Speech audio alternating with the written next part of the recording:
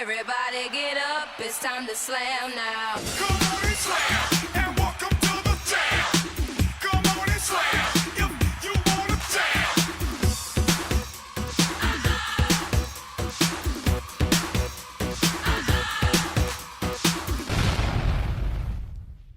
Slam poetry is a competitive art form that combines poetry, performance, theater, and storytelling. In 2020, I had the pleasure of doing my first slam piece aloud with none other than a renowned spoken word artist, Sully Breaks from Ghana, and who resides and does most of his living and business in the United Kingdom. And from here on out, I will say, if you've never heard of Sully, go check him out on YouTube. It's SULIBREAKS. And I had, through him and reading what I'm about to perform, and then go into more discussion with you on, there's another beautiful man out there who I even define as a wordsmith, which is one integral thing that somebody would I would implore to do within their work, is to think about things in a different way. And that man goes by the name of Big Scoop.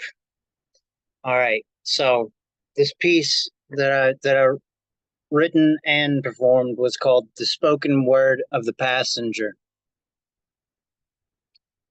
Love. We never heard it enough. Maybe our generation heard it too much. Maybe from the ones we never wanted it from. So we say silent because there's no weight to the tongue. Pushed away in the heat of the fun. A memory now on what could have been done. Chasing life now, a wreck on the run. I wonder if you ever did search for fun. Did you find love in the hops that you chug? The pills that you pop when you're in a heap of a slump? The trees you chase to find your spirit within? Was your next I love you value content? Did the kids you make fill the void? Did you plan it all out, or was it a mistake of a choice? Do you dream like I dream? Are you rowing the boat? Or does a four-letter word lose merit on shore? You chased around the globe when emotions was moored. So did you find your journey or clutching the lure? No, I'm not judging. I want to know more. Because when I said I love you, was it the shell or the pearl? Well, if I have to ask, I know where it stands. My I love yous are always a clam. So for me, to what you're hearing is not what you're hoping. So that ego's got you spent and your years are tolling. Because your wishes are your wants and your needs are for the knowing. Because my I love yous meant not what they're showing. So let me keep it real and get ready for flowing. Not water from your eyes or the heart that's pouring. And every single thought attribute of nouns coring. So some never hear it. So let us enjoy it. Stop pressing on the meaning when you've never explored it. You never found your heart to appreciate true moments. 4 little letters can mean so much more than what you've heard, what you've said, what you've done, and what you did.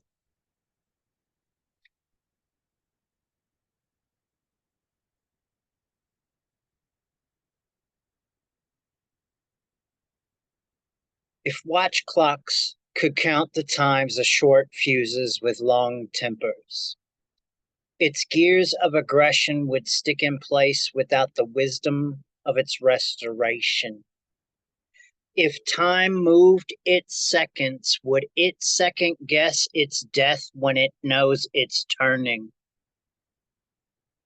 I think in poetry, it is always imperative to announce and pronounce certain life questions allotted with nouns, persons, places, things, whatever have you, that you find important in the literality of your actual question to get your reader to ask it themselves or seek the answer, or if they know the answer. Because after writing a poem, what they interpret and what they receive and what they take is not yours to control anymore at that point. So the lessons that I would feel that you would want to impart in your work must be the ones that transcend to the audience that you're reaching or to the individual reader itself. So I believe it's always important within a poem, if you're going to deliver a message, to poise a question and leave it without an answer and let the reader interpret that.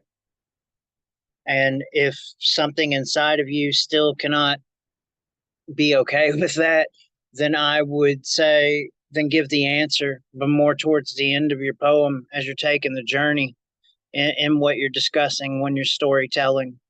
And that too is the most important part of poetry and slam poetry or any type of poetics under the class of any type of title at your name.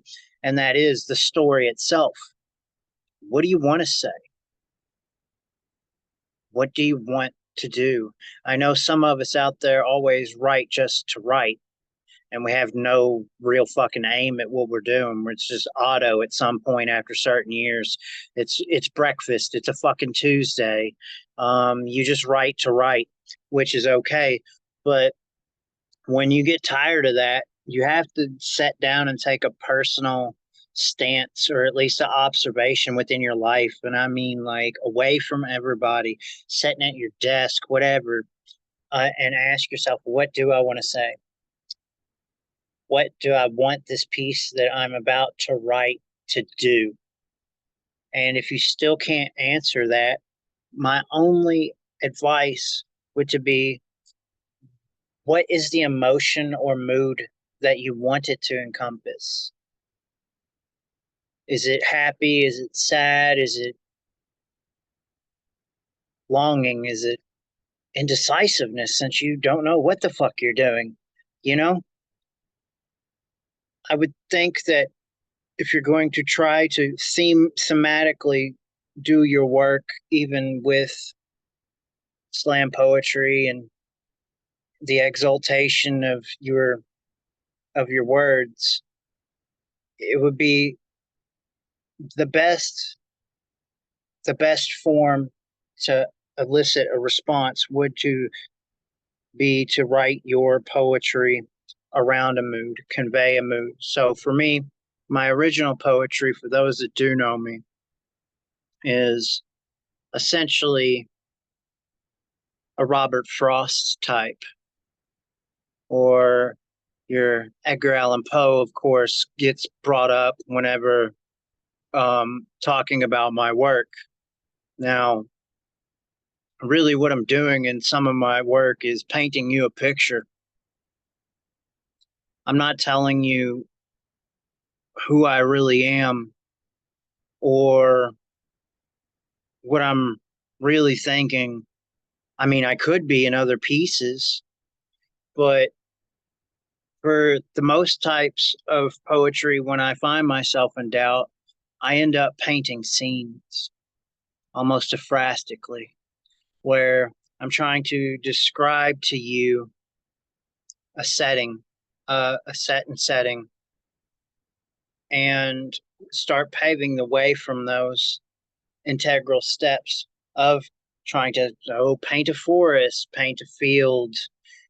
So if I'm trying to use descriptors and determiners and subjugative verbs to walk you through this setting while I'm describing it, to paint the foyer around you, if you will. Once you get into that part of knowing what you want to do, as far as what I want the emotion to be or what the message to be, is then the most important part is to start lining that out to tell that story. Where do you want to start it? Where do you want to end it? Do you know your end? Do you know your beginning?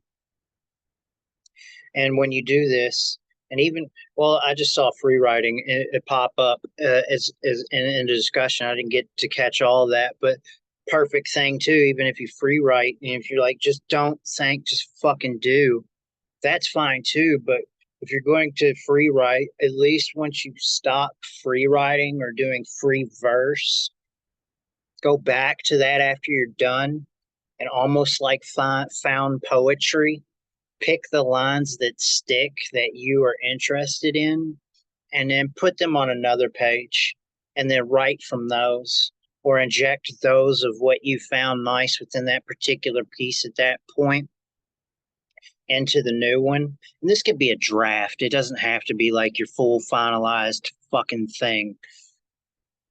Draw from that and then you start your storytelling from that fucking point. So like this, for example, I just like this line, so I stuck it and then I left it. A penny for your thoughts. The mind generates $1 million by the daily coffers of its copper charged. Now, all I just did was eloquate that thoughts within life cost you. That's it. That's the rudimentary root of that line, that what you think costs something. What that response is in life to what you think of human versus human or human interaction of whatever, it always it comes with a cost. And I just I guess you could say over explained that in a way to make it more more artistic, I guess you could say, or stylistically choiced to have it do what it does, because my main intention downward was to inject everything in this particular piece about money and use that as a catalyst to think of another way to express things, to make a statement.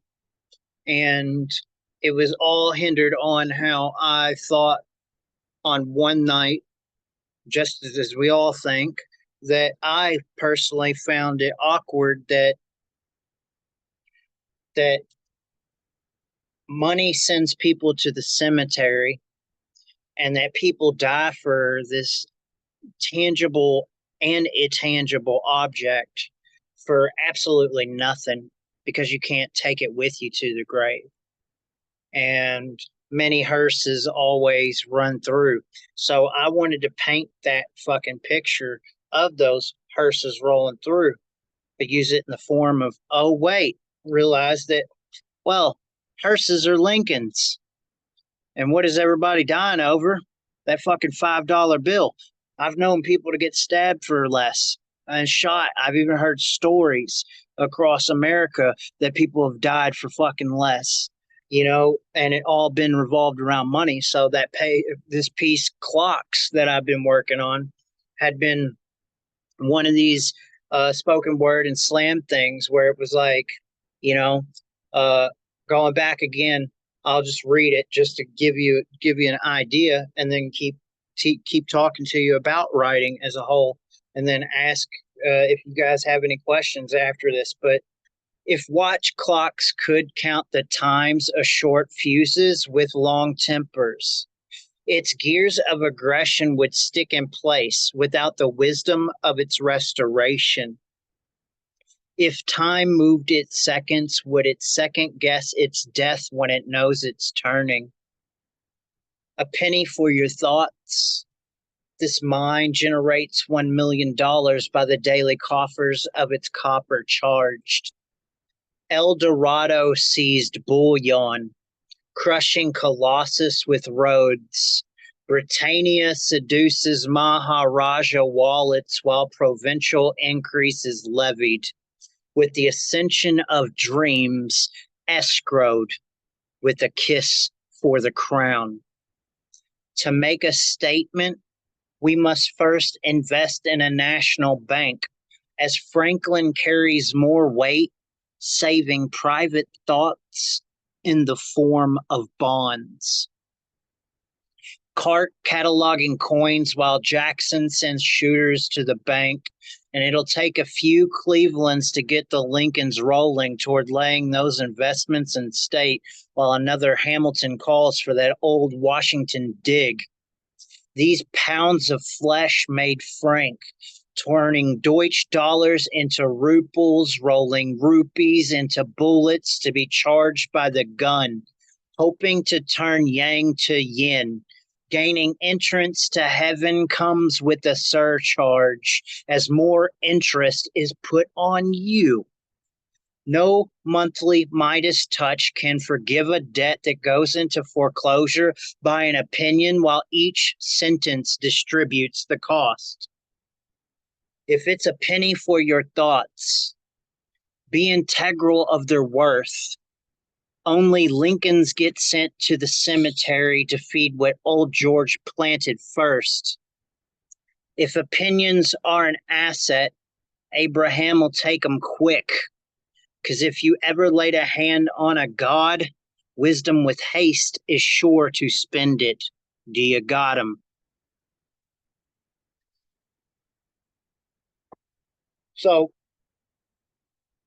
in a couple of lines before I turn it over to any type of questionings or readings is, I'm going to break this down on particular ones. El Dorado sees bullion. So that went back on that particular line. El Dorado sees bullion crushing Colossus with Rhodes. Basically, what I'm explaining within that sentence is how Western influence came over to South America to steal their fucking money. Or in this case, the stories of El Dorado and gold. And Britannia seduces Maharaja wallets. That's just, if you know any sense of history, you know that Britain had pretty much thefted much of India's wealth and pretty much, used that as a collateral damage and hostage situation for bureaucratic bullshit within their monarchy.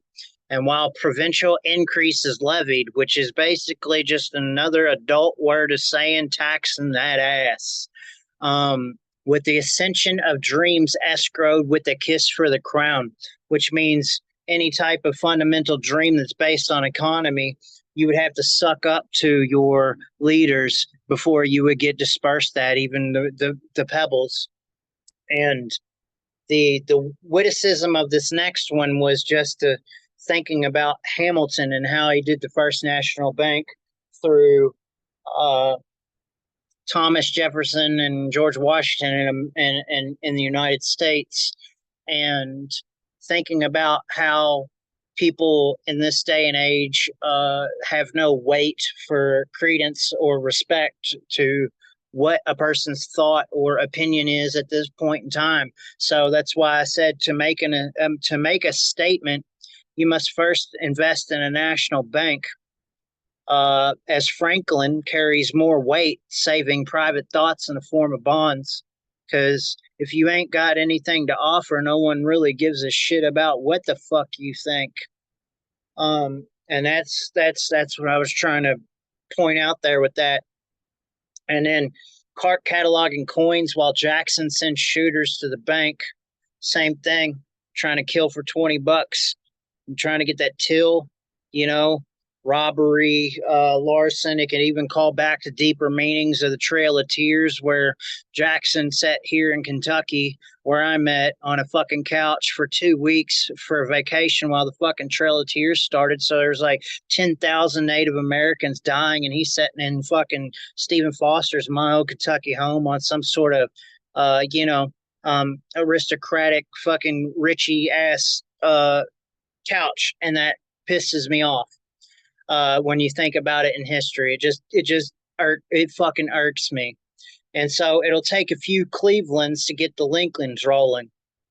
Well, Clevelands are $1,000 bills, and at the same time, Cleveland used to be a big money exchange city as far as bringing in their coinature and currency to get the Lincoln, which would be the hearse, which mostly in America, hearses are ran by Mercury or Lincoln. As far as the main ones you're going to see in any type of funeral, I'm pretty sure one of them has definitely hosted one of your relatives at some point, or ferried them down the fucking road to their interment. Uh, so it gets them laying their rolling towards laying those investments in the state, while another Hamilton calls for that old Washington dig. And that means basically that the banks are calling for your fucking head. And no matter what you do, you already, some of y'all already bitch about this in life on this particular piece, the 9 to 5, work till you die. And that's basically it. The capitalism is only generated for itself to profit.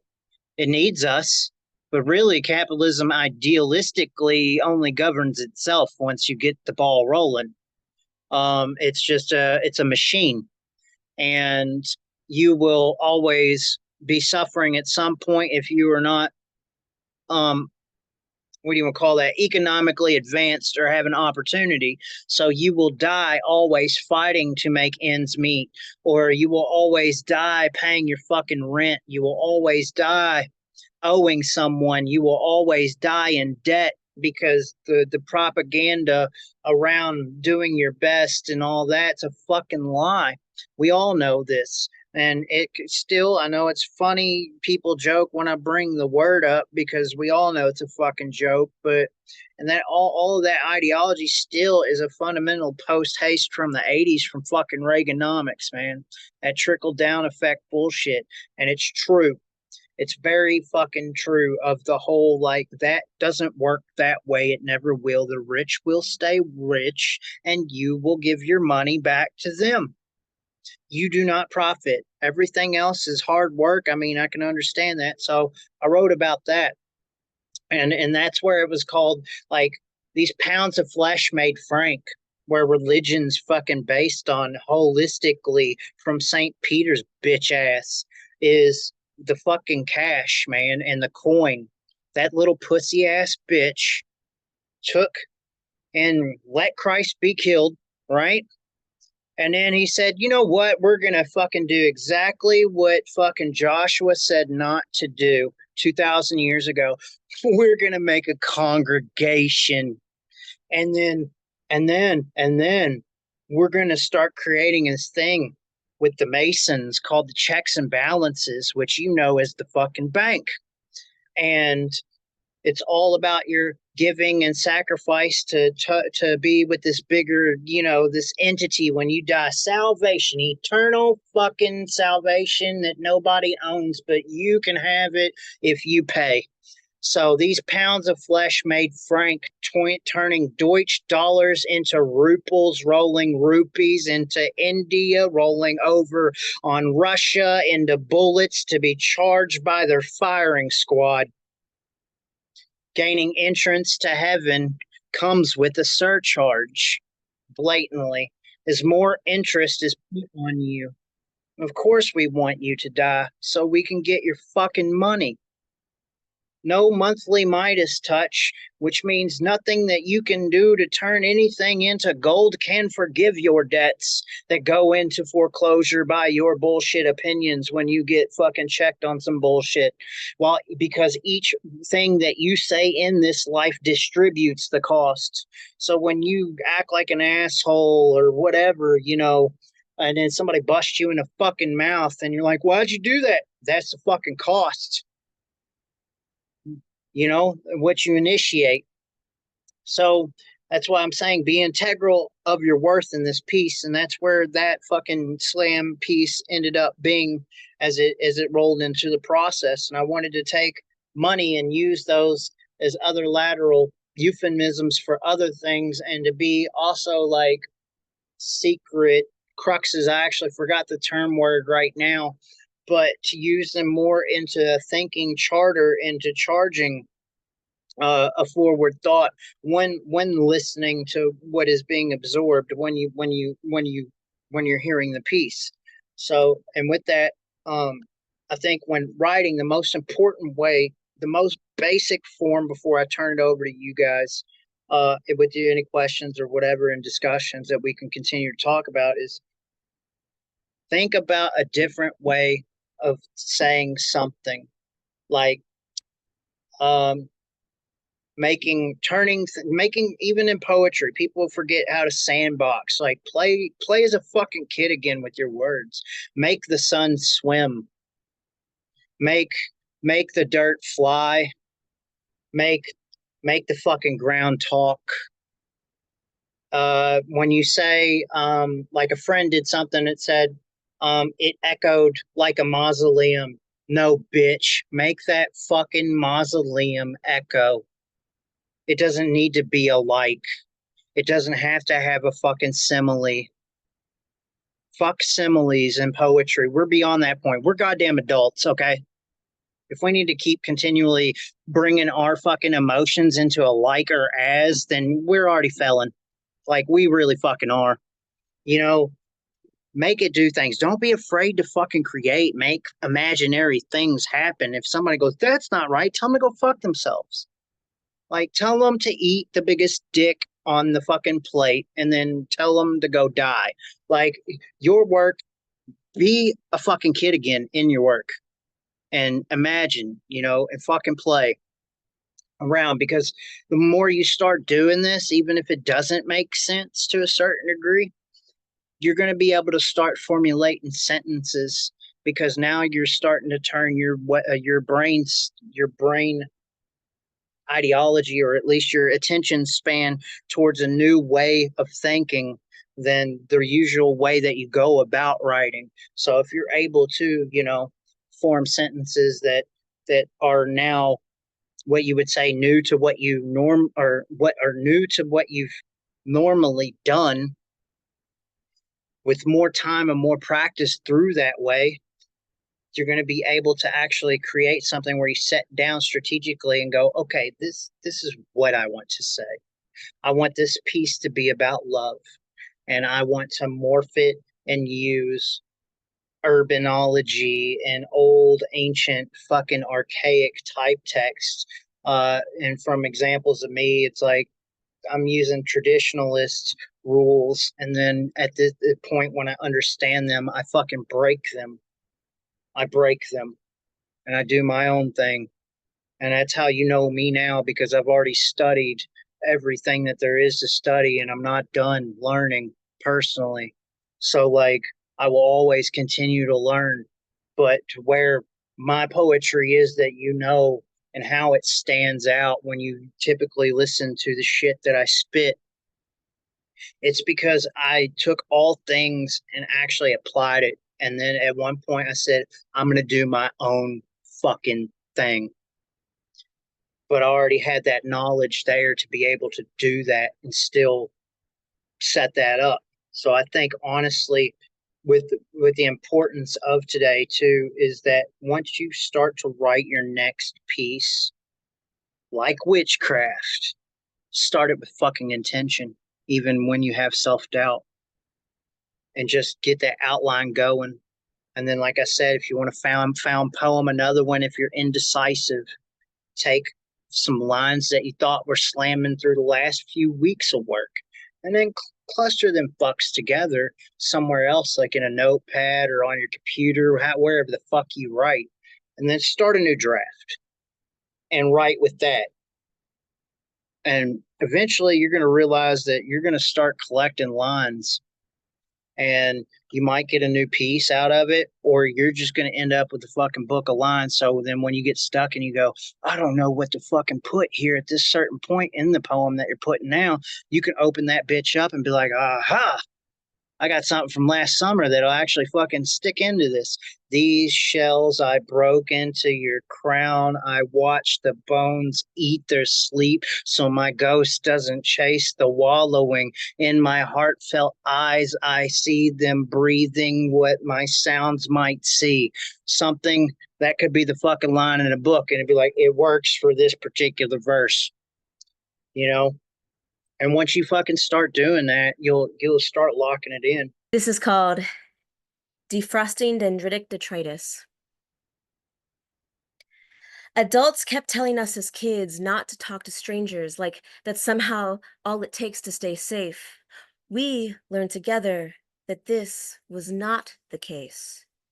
The most tragic of lovers, you saw the cosmos of possibility in my eyes, and I felt an openness in your heart unrivaled. We didn't need the bitterness of families to be star-crossed, our own desires to connect to the oneness, while harboring the self-fulfilling prophecy of people-pleasing and the physiological fact of trauma. That was enough. The profound grief that I couldn't do more to soothe your existence, but blunt force trauma to the brain as a kid gets in the way of a lot of things. No matter how deep you are willing to go, you can't easily outrun your father's whip. Belt, your father's belt. Hell, even society left you behind generations ago. What a master lesson you became in enforcing my boundaries and how that requires more than just words. I don't blame you for violating me. How fucked up is that?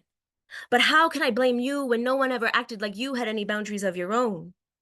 If people could do all those things to you, then how could you see what you were doing to me? Pressuring me, placing pressure, me against the floor, even when you told me you felt like you had done something wrong? I comforted you. I reassured you, afraid that I had somehow messed up even more just by saying no in the first place. For 3 days, I couldn't look you in the face. How fucked up was I? I tried to take on the scars your father lashed onto your back by forgiving the scars your tongue pressed onto my skin like ghosts. Nobody could see them, but I can still feel them, like dendritic frost creeping across my body, interrupting nerve impulses, my pulse frozen by the whisper of you. What a master lesson I became! In the people that you love and open your heart to will eventually leave you. Like the ghosts you left on my skin, I left you and became invisible, taking with me the pieces that you shared, unwilling to leave them behind. You dug my soul deeper, all I ever wanted in a lover, but it never looked quite like this in my mind.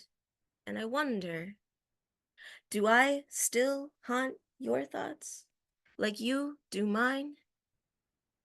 What the adults should have told us was if you refuse to possess your own power, it will possess you, subconsciously knocking down towers until there is nothing left. But you and it, and a pile of frostbitten memories never to defrost, detritus never to decompose. If I let these parts of you go will I be abandoning you a second time, leaving you alone and unwanted? Or will my heart finally no longer be haunted? You okay, like really okay, when the clouds are darkly covering. A gentle smile can break a cloud so heavy, seconds away from bursting. A hand holds a comfort blanket, bringing warmth. A finger vibes away to hold it, grip it tightly. I'm going nowhere. Nothing can divert the strength. It's here to stay. Tears fall. The vapor clouds over, casting an effective vision, getting thicker by the second. I've walked in your shoes, unable to sleep. My bed's calling me. I can't answer. Tears crash upon the shore, unsure of the weather. I travel in storms. In my weather, perception signals down. I'm mastering the pain. I walk in rain because tears talk and rain as it drops, both me and Mother Nature crying in different pain. Communicating a step lost in time, a past life, because we have spoken through rain. An unfound conversation, Mother holds rhymes hidden in leaves are an interlude deeply ingrained. Are you okay? Like really okay? There's a way you carry disable your ability to function. Did your eyes close, but your body batters worse than anybody? Self-love display hatred and corruption. A scheme to spring, sparring, slapping. Stronger, a bruise is a friend. A cut is a line in a poetic map discussing what takes us for the pain to end. It tells a tale. It's a telltale sign posted clear to see here. Fine talk. Are you okay? Like really okay? I want to sit with you. No words need to be spoken. My arms are here. They welcome you and they are fully open. Recovery and relapse join the matrimony because a step can hurt. Are you okay? Like really okay? You don't need to speak. Our hearts can tell feelings without our mouths opening. Are you okay? Like really okay? Please. I don't want you to tell me a lie. Are you okay? Like really okay? Here, take my arm. I will hold you. I'm going to be there because I know how hard it is to say goodbye. Are you okay? As I ask, tears fall from my eyes. I don't know what it is. It's just, what is this? What is this? I see. Do my eyes deceive me? Receiving a transmission, I'm kindly believing in transcription, while blindly it seems to me this vestige is mildly unsightly. Politely, I lightly dismiss this mystic, while I kindly smile nicely, wisely dismissive. This mist of mist, highly unlikely twisted syndrome persists tightly in nightly wisdom. Vision gone, I exist in the grips of sound signals. Decision strong, I dismiss the trips we found crystals in the shapes of skulls. This place is all a memory waiting to be lost, to be found. It's so profound. I spin around till I'm dizzy. Sitting next to myself, I quickly realize this is my own mind. A guise I must have hidden from a long, long time ago. So I'll step lightly and stick close to the shadows. So close I've leapt slightly towards the fringe of existence while keeping a safe distance. These unlikely swords miss this. I have freed the untidy hordes of misfits, gripped in mighty cords, forged in timely resistance, coexistence within this self, this body, this. What is this? In February of 2023, the Eurasian owl Flaco escaped his longtime prison in the Central Park Zoo. They claim in the wild, owls only live 10 to 20 years, but can live up to 60 years in captivity, meaning imprisonment was for his own good. Concerned about his newfound freedom, said they never raised him to be a free owl, only a representation of what a wild animal is. Wingspan of 6'2" makes one of the world's largest owls. Made to reach the heavens, you can find them in elevations of almost 16,000 feet. He collided into one of Manhattan's man-made mountains called the Upper West Side Building. Only took 775 feet to knock him down. His wings been caged for so long they forgot what they were made for. Too wide to be spread between narrow blocks and street signs, between buildings and smog. Forgot the capability built in their feathers. Even in his short-lived freedom, he was caged. The Wildlife Conservation Society announced they found enough rat poison and pigeon virus in Flaco's system to kill him, even if he hadn't died searching for freedom in the concrete jungle. The vandal who damaged Flaco's exhibit jeopardized the safety of the bird and is ultimately responsible for his death, they said. Not the ones who caged the animal and prevented it from living a natural life of mountains and forests. His body will remain at the museum so that others may see what would happen should you try to break free from these imitation habitats. Even in death, he will remain a prisoner. Humans have been putting living things in cages since before Christ. The earliest signs of people using cages is as early as 490 BC. When we think of cages, we often envision a restricted space enclosed by bars. Since then, mankind have become experts at building cages and making them attractive, putting animals in cages for our entertainment and calling them zoos, putting fish in tanks for decoration and calling them pets, keeping birds in cages to serve as a music box. even putting people in cages for forced labor and calling them criminals. In Ooh. 1994, cages started to lose their bars. We called them cells. And though the first few versions weren't attractive, they grew to be bigger and more colorful, more responsive. We never imagined a cage would be a screen. Weapons of mass distraction, our minds become a playground for programmers to shape as they please, store useless information so there is no space left for us to think.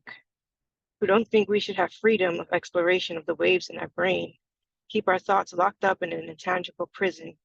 Radiation be the prison guards, social media becoming human enough in our heads to be the only visitors allowed.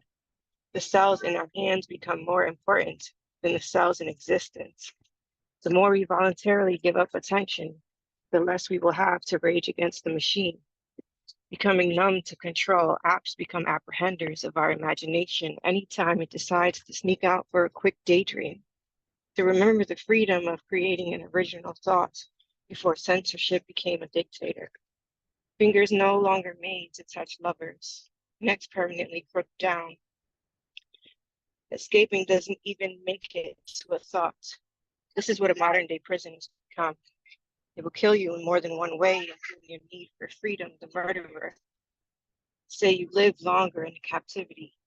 Don't bother trying to use your wings. Just keep looking down at the screen. How much more can I possibly take? Life's given lemons, and all I made were mistakes. Like I can't catch a break and can't make lemonade. This shit is so sour and I'm so depraved. Like my chest finally caved in from the pressure and I can't be saved. No, not with confession. Who's there to blame and what is the lesson for fortune and fame? I started undressing, exposing my being for all the good that it did, closing eyes, seeing myself as a kid, myself as the runt of the litter. Don't stunt, don't try to play coy, and don't come off too blunt. I'm the chase of the hunt, feeling like prey. Why haven't you noticed? And what would you say? A pardon from POTUS couldn't delay the weight of a tour bus on top of my head.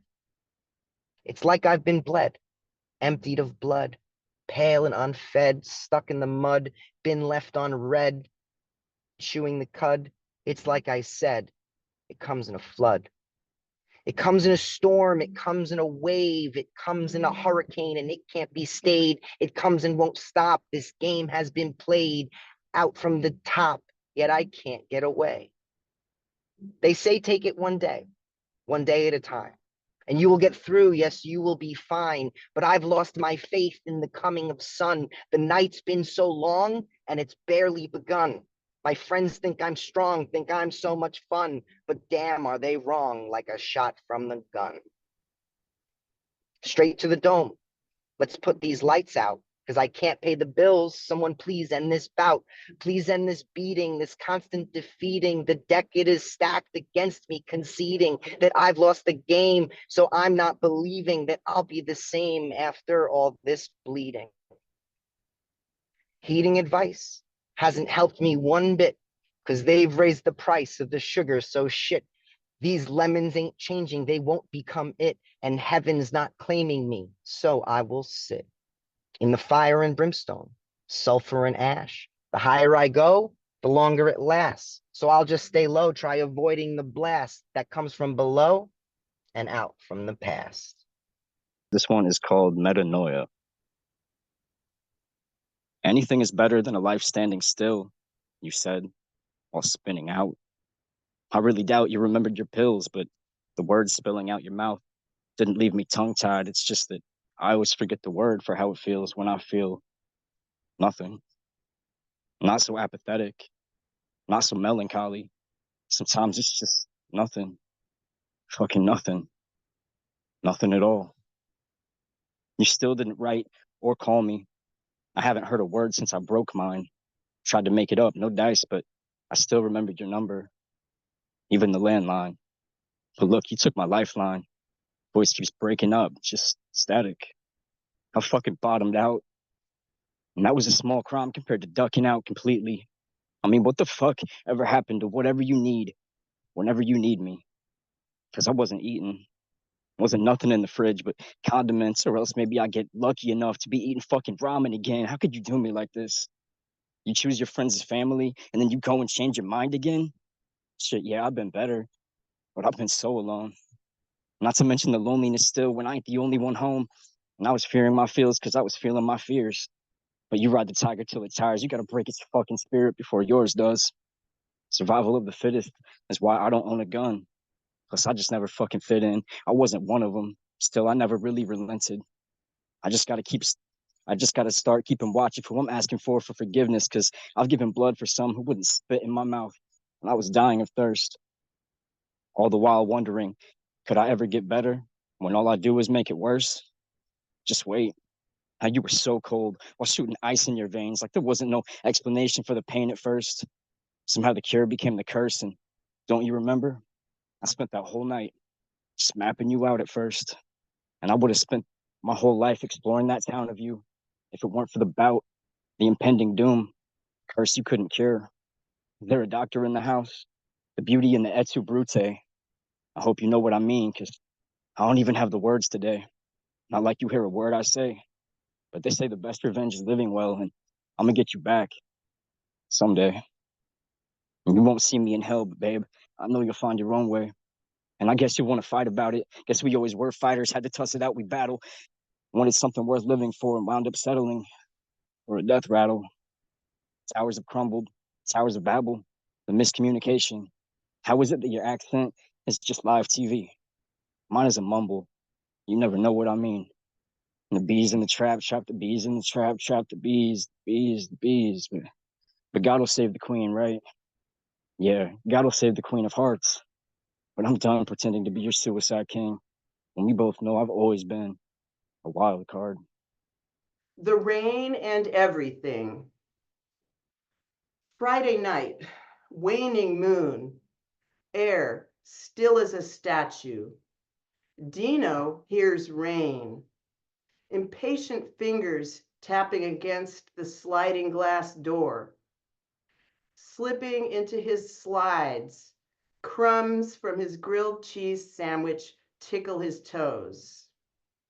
Now drops are doing double time. He improvises wild jazz bars on his flute. Warm, wet night, unusually warm for the Bay Area. Rain washes away dust blown across California from the desert.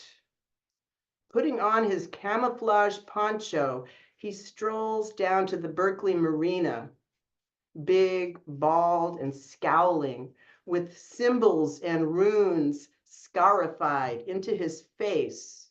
Unless you were psycho, you'd walk the other way if you saw him at the desolate waterfront. Visually incongruous with the sweet, tender music. The dangerous thugs who run the streets by the bay don't faze him.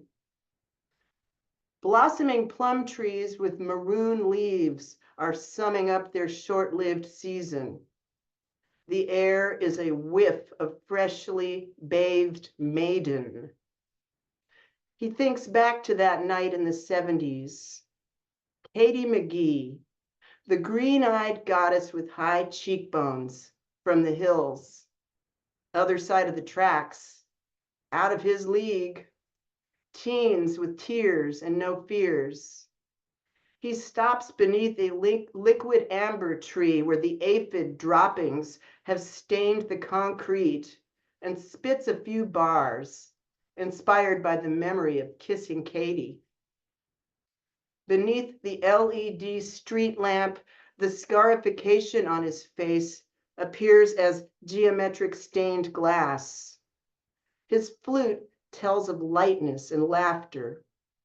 He turns his careworn, ritually scarred face up to the sky, drinking rain.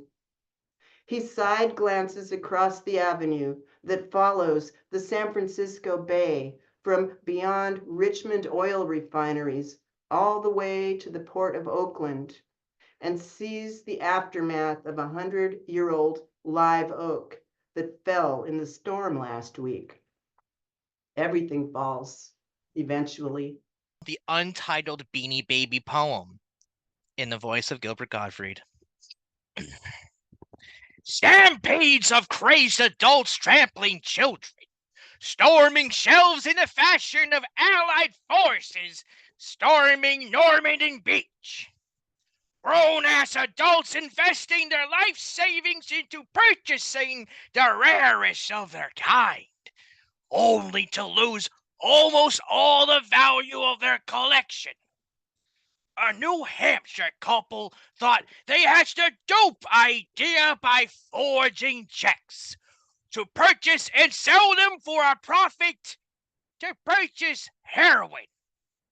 Now flooding hospital donation bins, Goodwill and Savers locations nationwide in the closets of unfortunate heirs of a lost fortune.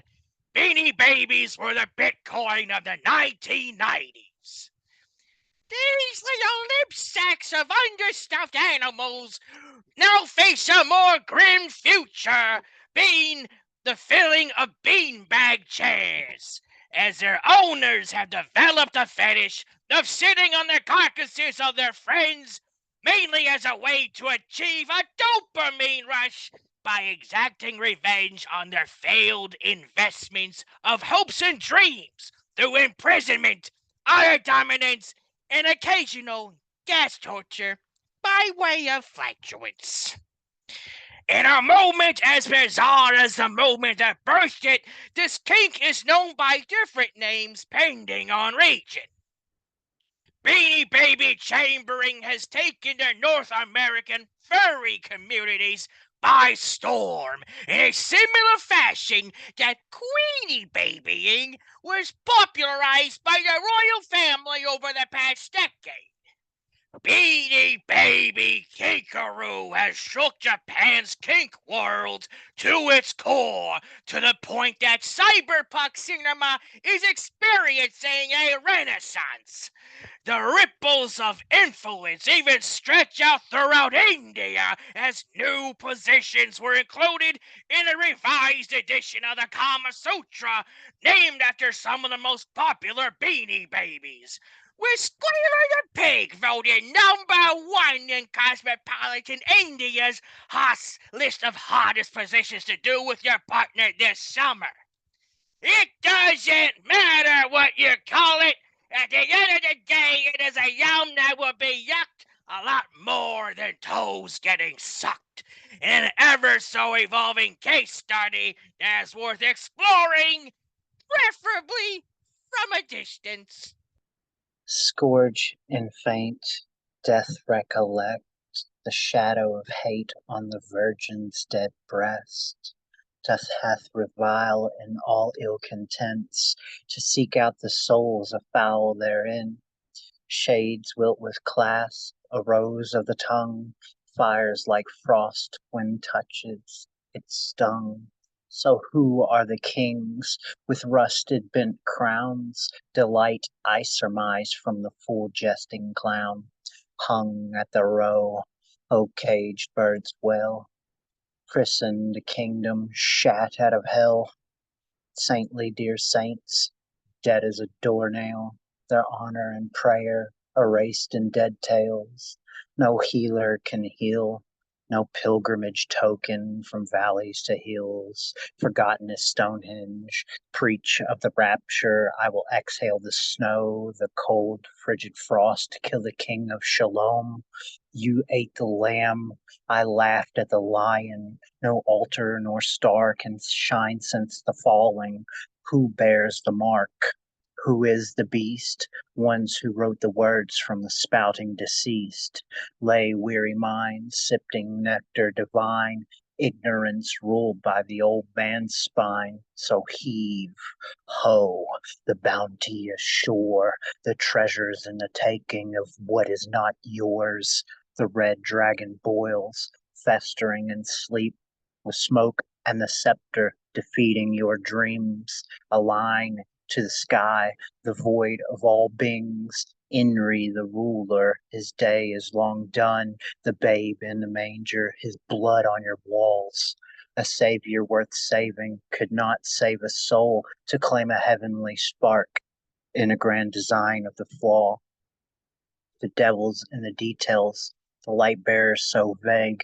For thousands of years, no one's heard of his page. Illuminated archives, death left impressing, the picking and choosing of divine publications to follow a season in old celebration, your Christian practices in pagan foundation. For those who dissuade, to whom walk away while practice a point, putting a tree in its place. The rhythm you walk is a tradition of ancients. Show sure belief your faith is so phallus. With Philistine eyes you jive for the chalice. Oh, wives' tales, and now wisdom comes for deities made for order and chaos alone. So keep an ape on a leash, a gorilla for God. You put meaning in things for fear what's to come. Death. I woke up this morning. I never slept at ease. A train howls in the dark. I got a dog barking all at me. Thunder's gonna come. Can't wash away a memory. I got a bad feeling something's coming you can't see. White lightning roars when a ship hits the beach. Flooding thoughts pouring in, drowning puddles around me. I'ma tell you my troubles before I'm washed out to sea. Empty jar in the quicksand I can't reach from A to B. And how we gonna breathe when this river takes you from me? No words spoken, never knew what I mean. To your heart and soul, my belle, my queen. Footsteps in the mud, one oar's laying next to me. Coughing up that water, driftwood's my priest. There's salt in your tears, salt in the ocean. Paddle the wheel and keep on rowing. Bound to the earth and bound to the hope, and the raft that you weaved makes it to morning. Find me in the dark and find me afloating. So dry your eyes from crying and moaning. Salt with your light, the lantern is glowing. Down by the river, the storm keeps on rolling. I battered my head and shook at the notion, broken by time and what's been stolen. A knock at the door. Black angel comes with a devil's stare and a black snake tongue. Give him his due, pay him a token for making a deal with the dead man's bosun. Thank you. Were you with her when she passed? Oh, you weren't there? Was there someone with her? How is your brother? Is he at her house? What do you mean he isn't flying in? Did you clean out her fridge? Could I buy her washer and dryer, when you're ready for that? Where are you burying her? What do you mean you're cremating her? You're gonna keep in touch, right? But like even after the memorial service, right? When is the memorial service? Why isn't it at the same place as your grandma's? Are you taking time off? How can you work during this? Did you know your mom was like my sister? You know that you and your brother are important to me and that I'll do anything you need help with, right? What is your address? What is your phone number? You'll tell me how I can help, right?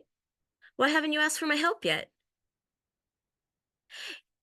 You're not going to let the connection between our families die even though we never bothered with your mom when she was still alive, right? You're gonna help me assuage my own guilt over neglecting the person I called my friend but didn't realize how much I actually valued her until she was already dead, right? You're gonna help me process all these feelings and we're gonna call it grief, right? You're not gonna forget me like I forgot your mother, right? Processing all these questions, reading the subtext drains the blood from my heart. Is this my projection or your shaming rejection? Processing all these questions, the best I can do is conject. Your feelings and words contradict. The dissonance conjures infection. Processing all these questions leaves its mark on my heart. Bitterness creeps around the corners, inviting disconnection. Processing all these questions leads to self-reflection, repetition of the incantation. Is this my projection or your shaming rejection? Processing all these questions and all the subsequent self-dereliction initiates the eventual redirection, the recognition of the intersection. Processing all these questions, curiosity crawls away from self-protection, your fear, my fear, the final abjection, transmute, trajection. If you sit still long enough, death feels like being reborn. Permission I pursue for what reason? Because it is the rules you set, forcing humans to not think except for what you decide on, because you forget. Power through pains is something you perceive as not a big issue. You will have a regret. But look through history. It is more powerful than your ego allows you to accept. Words changed by single use of vocabulary, we vocalize. We are the reason for centuries of madcap leaders' demise. Lyrical frequency channeling vibrations you could only wish wouldn't reach your armies. No other medium can destroy kingdoms like musical or poetic melodical harmonies. Words are played like chess pieces. You ain't got a chance to avoid checkmate. Get into your most trusted lieutenant's head psychological mind games you hate. Never do it low-key. Get the pen to provide paranormal activity. Don't think you can shut us down. We are protesting. Through musical artistry, our movement distorts corruption with our sound. No rules in our arena, champions scoring and celebrating our victories. Bringing unreal fire, our weapon of choice is pen, paper, and the mic. We bring our stories. In this battleground, wars with gunfire and bombs are not needed. You don't win respect. Guess or eating messes, send harrowing scriptures you thought would mean you succeeded. Take your silver spoons laced with salt and vinegar, placed in your robotic clone's mouse. Us versus you. What you feel are your chances of winning, or are you going south? Suffer for our art, our blood can be seen hidden in our lyrics. Astounding audiences, standing ovation, bending laws of physics. Biology of a superhuman, make the star giving phenomenal chemistry. Scientists can't find our formula.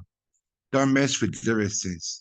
We are the game changers, fueled with jaw-dropping passion and talent to make the world a better place for all the young. I sit here in front of you all, smile on my face, while facing the decaying state of my mind's place, displacing reality. In all actuality, it seems to be fate. I'll never be free, might not ever be great. I'm $1 short and a minute late. Judge myself worse than I can take. Nudge myself to holler for days till my face hurts, lost in a daze. Beyond the fog and past the haze, I seem to have misplaced my legs. Have you seen them? Were they ever really there? Do any of you actually fucking care? As I stare into the distance, my gaze is set to nothing.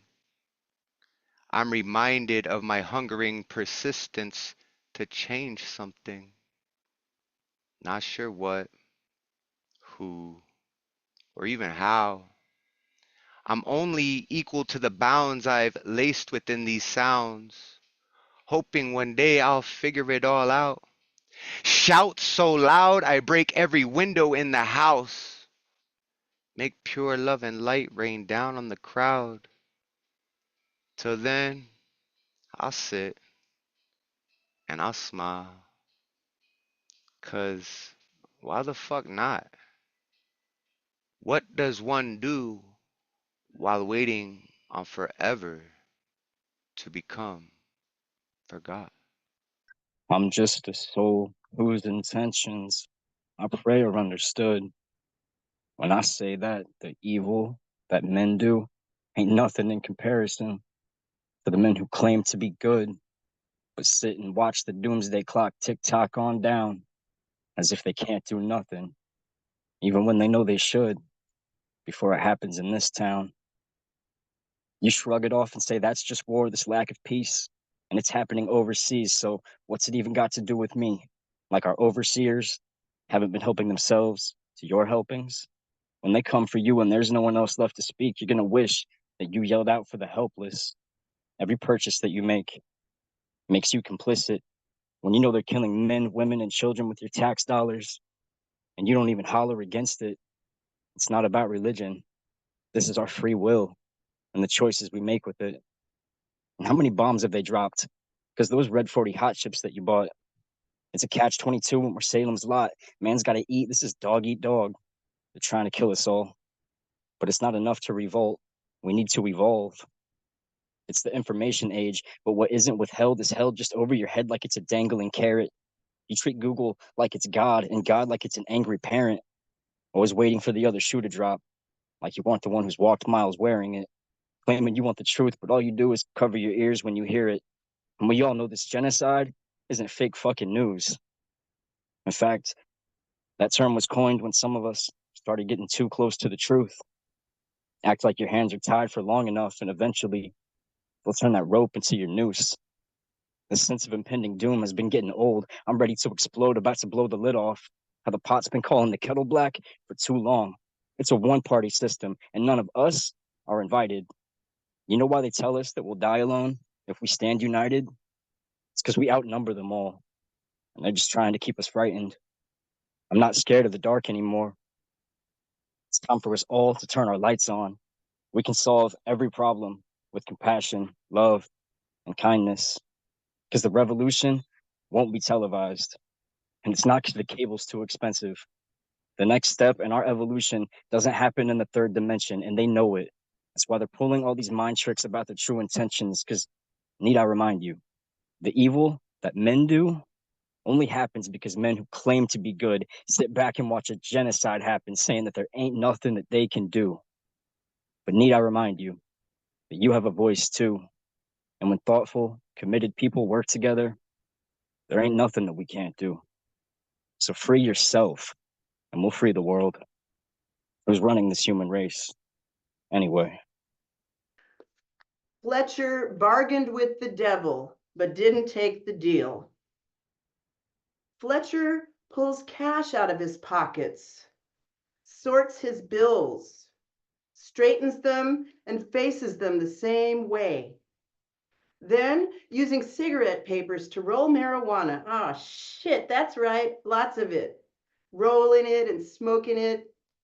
He unlaces his brown Oxfords and kicks them off. Fletcher bargained with the devil, but rejected the deal.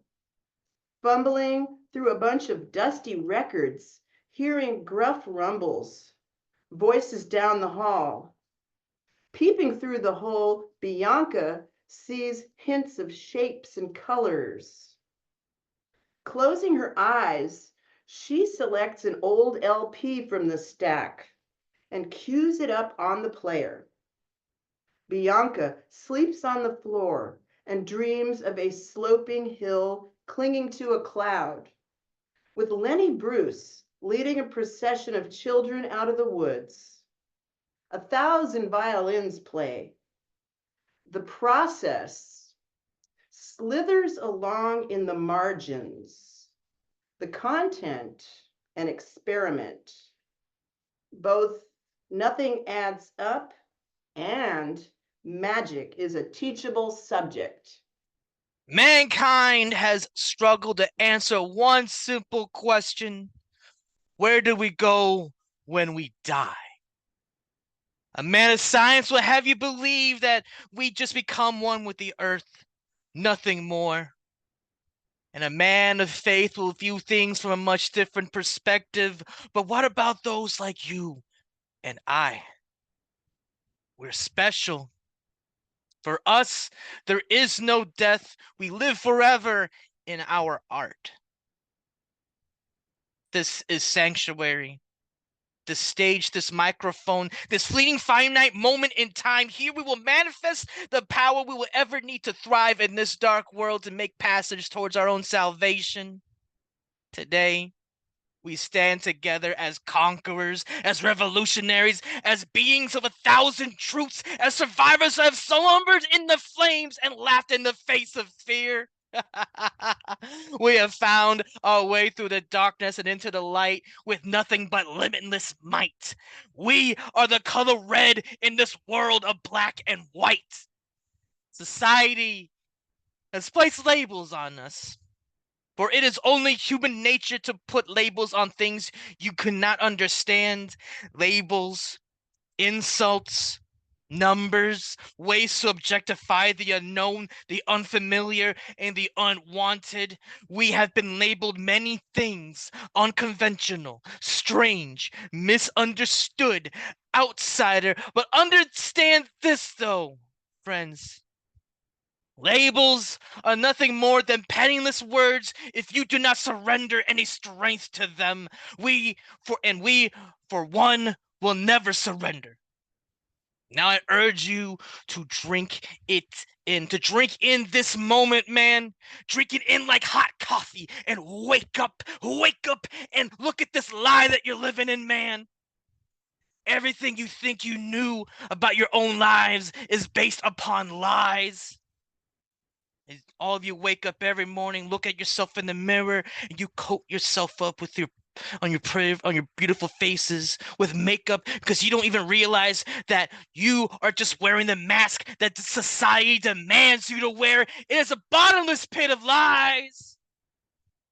These false prophets plaster your hopes and dreams on a billboard. However, the days of the false prophets are over. I promise you today, I promise you tomorrow, I promise you up until my final breath that with the words of our tongues, the swords of our tongues, we will slay this mighty dragon, and we will stand over his body and whisper into its ear. It is time to end this lie. When you die, come find us. We will never be too hard to find. Just look up into the sky and follow the buzzards.